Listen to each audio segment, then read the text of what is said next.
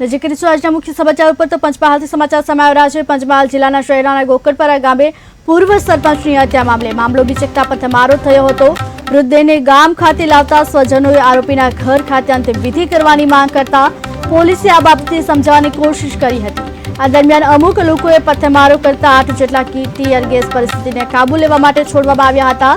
જોકે પોલીસે આ મામલે 10 થી વધુ લોકોની અટકાયત કરી છે। કોમ્બિંગ હાથ ધરવામાં આવ્યું છે। 3 જેટલા માથાભારે શખ્સો ડાંગરના પાકવાળા ખેતરમાં પોતાની ગાયો ચરાવવા માટે ગયા હતા, ત્યારે પોતાની માલિકીની ખેતરમાં ગાયો ચરાવવાનું ન પાડતા ત્રણેય માથાભારે શખ્સોએ ખેતરના માલિક અને પૂર્વ સરપંચને લાકડીઓના ફટકા મારી બેરહેમીપૂર્વક મોતને ઘાટ ઉતાર્યો હતો અને 2 ઇસમો ઉપર આ માથાભારે શખ્સોએ જીવલેણ હુમલો કર્યો હતો। આ સમગ્ર મામલે ત્રણેય માથાભારે શખ્સ વિરુદ્ધ શહેરા પોલીસ મથકમાં ફરિયાદ દાખલ કરવામાં આવી, જે બાદ અંતિમ વિધિ સમયે ટોળું વિફર્યું હતું। પોલીસ પર પથ્થરમારો કરી દેતા પોલીસે ટીયર ગેસના સેલ છોડી 10 લોકોની અટકાયત કરી છે।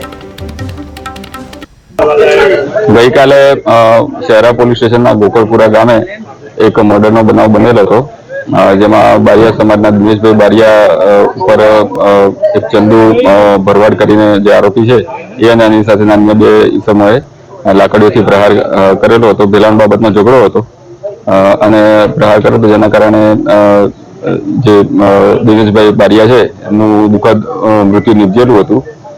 પોલીસે તાત્કાલિક એક્શન લઈ આરોપીઓ પકડવાની કામગીરી કરેલી છે। આજે દિનેશભાઈની જે અંતિમ યાત્રા હતી એ દરમિયાન બારિયા સમાજના અમુક જે લોકો હતા એ લોકોનો એવો આગ્રહ હતો કે બોડીને ભરવાડ સમાજના લોકોના ઘરે લઈ જઈએ અને ત્યાં એમની અંતિમ સંસ્કાર એમના ઘરમાં કરીએ। પોલીસે આ સમગ્ર જે સરઘસ હતું એને અટકાવવાનો પ્રયત્ન કરીને એમને સમજાવટ કરવાનો પ્રયત્ન કરેલો, પરંતુ લોકો સમજેલા ન હતા।